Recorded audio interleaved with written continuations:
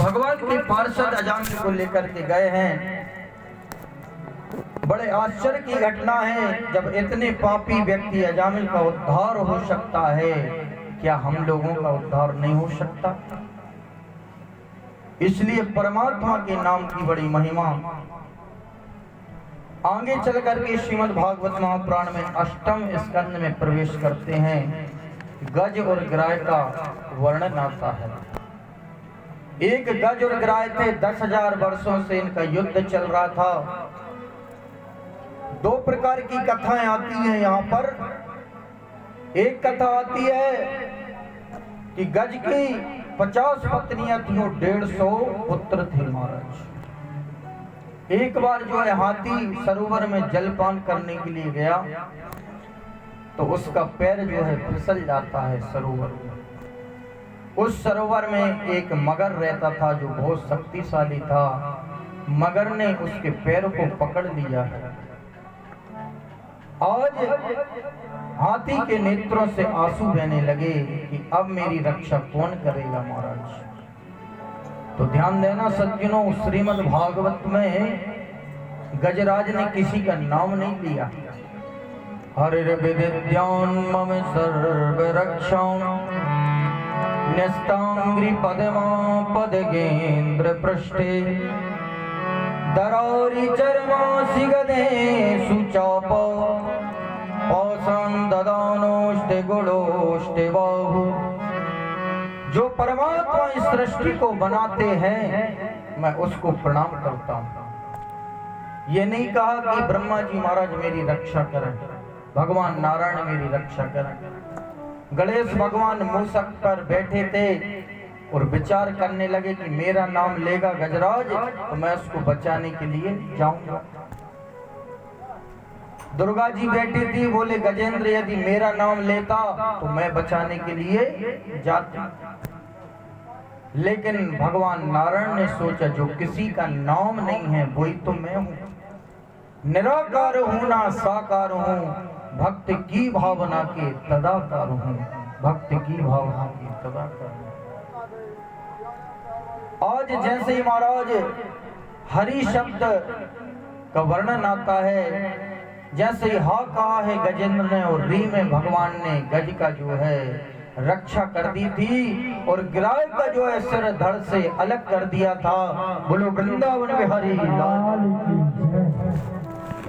अब तो महाराज गजेंद्र का जो है सुंदर कथा आती है। जो व्यक्ति इस कथा को श्रवण करते हैं उनके हृदय से पाप नष्ट हो जाते हैं। आगे चल करके कहते हैं कभी भी परमात्मा की जो सेवा है, जो पुष्प है, जो जल है, हमारे चरणों में नहीं आना चाहिए। एक बार दुर्वासा जी महाराज देवराज इंद्र के पास में जाते हैं। देवराज इंद्र ने दुर्वासा जी महाराज को आने की खुशी में 56 प्रकार के भोग बनाए महाराज। 56 प्रकार के जब भोग प्रसादी पाई दुर्वासा ऋषि ने तो दुर्वासा ऋषि प्रसन्न हो गए।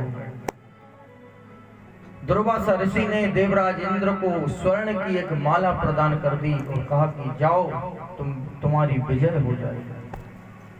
लेकिन कभी कभी हम लोगों से छोटी छोटी बातों का भी अपराध हो जाता है। बोलो राधे राधे। देवराज इंद्र ने वो माला जैसे दुर्वासा ऋषि चले गए, वह माला अपने गजेंद्र को महाराज फेंक दी तो गजेंद्र ने उस सूंड से महाराज अपने पैरों में वो माला कुचल दी। दुर्वासा ऋषि को जैसे ही पता लगा और कहा कि मेरी प्रसाद रूपी माला को इंद्र ने जो है गजराज के पैरों पे तरे कर दिया है, तो श्राप दिया कि जाओ तुम दर दर भटकने लगोगे। बोलो वृंदावन बिहारी लाल की। अब तो महाराज आगे चल करके संत की वाणी कभी असत्य नहीं हो सकती, क्योंकि महाभारत में लिखा है ब्रह्म वाक्यम जनार्दन। ब्राह्मण यदि कैसा भी हो, यदि उसका हृदय दुख जाता है और उसकी वाणी से निकल जाता है कोई भी शब्द तो वो वज्र के समान हो जाता है। ब्रह्म वाक्यम जनार्दन। इस पे एक दृष्टांत आता है, मुझे वो याद आ जाता है दृष्टांत। ऐसे क्या हुआ, एक गांव में एक संत जा रहे थे महाराज। अलमस्त संत थे। संत कह रहे थे जो माता मुझे एक तिक्कड़ पवाएगी, एक रोटी पवाएगी, उसको एक लड़का हो जाएगा। 4 फल का पवाएंगी, 4 पुत्र हो जाएंगे।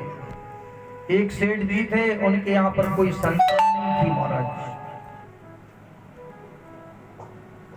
तो महाराज एक बार नारद जी महाराज वहां से जा रहे थे, तो नारद जी से पूछा कि बताइए हमारी पत्नी को संतान सुख है कि नहीं। नारद जी ने कहा कि 1 जन्म नहीं 7 जन्म तक पुत्र की प्राप्ति नहीं हो सकती। नारद जी ऐसा कह करके चले जाते हैं। इतने में वो संत आते हैं। संत ने कहा कि जो मुझे 4 तिक्कड़ पवाएगा उसको 4 पुत्रों की प्राप्ति हो जाएगी। सेठ ने आज भोजन प्रसादी पवाई है और 4 तिक्कड़ों का भोग लगाया संत को। संत की वाणी से निकल गया, जाओ तुम्हें 4 संतान की प्राप्ति हो जाएगी। कालांतर में महाराज सेठानी को गर्भ हुआ और 4 पुत्रों की प्राप्ति हो गई। कुछ दिनों के बाद में नारद जी महाराज वीणा बजाते हुए फिर से निकल रहे थे। देखा तो सेठ जी के आंगन में बच्चे खेल रहे हैं। अरे महाराज बड़े आश्चर्य की बात है, ये किसके पुत्र हैं? बोले महाराज जी संत की कृपा हुई और यहाँ पर ये जो बच्चे खेल रहे हैं ये हमारे पुत्र हैं। नारद जी महाराज को बड़ा आश्चर्यचकित हो गए। नारायण भगवान के पास में कीर्तन करते हुए जा रहे हैं आज नारद जी महाराज। श्रीमन नारायण नारायण नारायण श्रीमन नारायण नारायण श्रीमन नारायण